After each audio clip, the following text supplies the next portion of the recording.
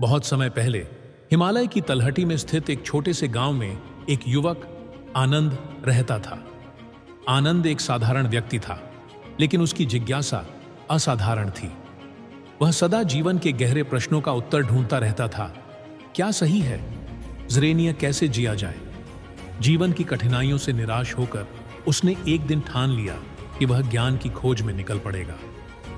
एक दिन गांव के बुजुर्गों ने आनंद से कहा, अगर तुम सच्चे ज्ञान की खोज में हो तो भगवान बुद्ध के उपदेशों की शरण लो। उनका ज्ञान जीवन के अंधकार को दूर कर सकता है।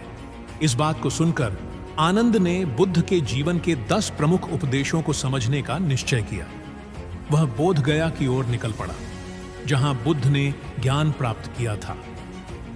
पहला उपदेश, दुख से मुक्ति। आनंद को सबसे पहले यह उपदेश मिला कि दुख संसार का सत्य है और इससे मुक्ति पाना ही जीवन का परम लक्ष्य है। उसने सीखा कि जीवन में चाहे जितनी भी कठिनाइयां आएं, अगर व्यक्ति अपनी समझ को स्थिर रखे और संयम से काम ले तो दुख से मुक्ति पाई जा सकती है। इस ज्ञान ने आनंद को सिखाया कि जीवन के दुख से घबराने की आवश्यकता नहीं है, बल्कि इसके पीछे छिपे सत्य को समझना आवश्यक है। दूसरा उपदेश, सही दृष्टि।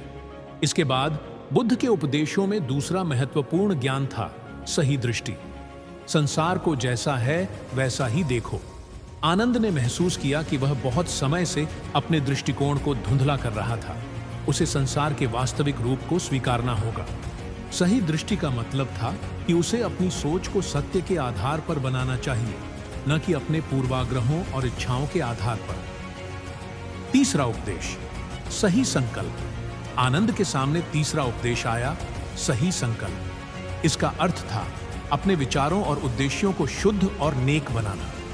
बुद्ध कहते हैं कि जब इंसान के संकल्प सही होते हैं तो उसके कर्म भी सही दिशा में जाते हैं।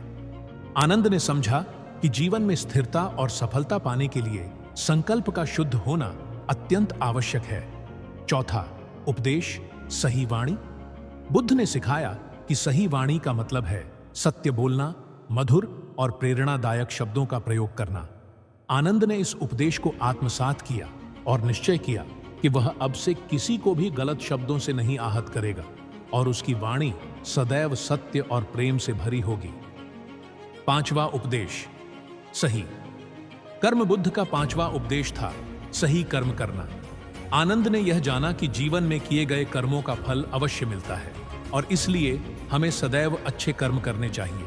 कोई भी ऐसा कर्म नहीं करना चाहिए जिससे दूसरों को हानि पहुंचे। सातवां उपदेश, सही प्रयास। बुद्ध का सातवां उपदेश था कि व्यक्ति को जीवन में सही दिशा में निरंतर प्रयास करना चाहिए। सफलता का आधार प्रयास ही है।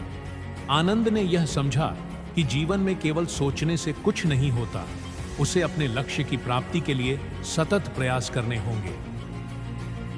आठवां उपदेश, सही स्मृति। आनंद ने जाना कि बुद्ध का आठवां उपदेश सही स्मृति था, अर्थात ध्यान और जागरूकता। जीवन के हर पल में वर्तमान के प्रति जागरूक रहना चाहिए। यह ध्यान से जीवन में शांति और स्थिरता लाने का मार्ग है। नौवां उपदेश, सही ध्यान। बुद्ध ने सिखाया कि सही ध्यान से व्यक्ति मन की शांति और संतुलन पा सकता है।